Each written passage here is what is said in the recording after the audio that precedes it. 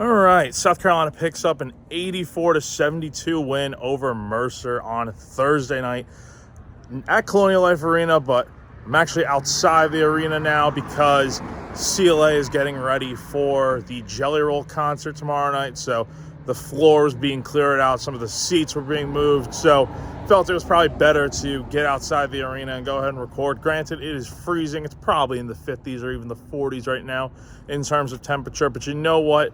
It's a lot better walking home to my apartment knowing that South Carolina is coming away with a big win. And yeah, look, it wasn't the prettiest game for the Gamecocks. You'd like to win these games that you're playing against small mid-major programs, especially one like Mercer that really hadn't played well against Division I opponents. But you know what? You got Mercer's best, and you still came away with the win. And on a night where the Bears made 12 threes, they just couldn't seem to miss most of the night, especially in that second half. South Carolina was able to actually play a lot better in the second half, go shot for shot with them, and in some cases even shoot better as down the stretch when things really seemed to be neck and neck.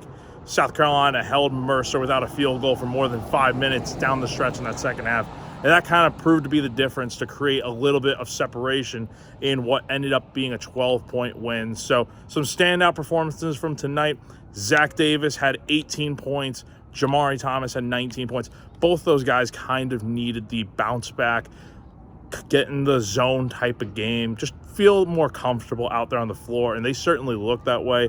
When asked about these guys to Lamont Paris after the game, he kind of just said that Zach seemed to be a lot more effective, creating a lot more shots, and has really taken some big steps so far this season. And then with Jamari, he got a lot of open, good looks, and he took them and he nailed them. And then also another standout from tonight, I feel like Colin Murray-Boyles kind of low-key had a really good game. Now, it wasn't like a 25-point double-double performance or anything, but he was 6 of 7 from the floor, only, I think, 2 turnovers. And here's the big number, no fouls tonight. That is a big difference from the way he fouled out against Indiana in just 19 minutes where he only had 2 points. And you just see how effective he is out there when, look, he didn't need to be the leading scorer tonight. Lamont would kind of like him to be that guy that is more the scorer on some of these driving plays, and he ended up kicking out a few passes tonight. But I think it just shows that Mercer put so much attention on him to where he's able to kick the ball out and create open looks for other guys, and that puts a little bit more stress on the defense, which is kind of what we saw tonight. So a lot of good from this game.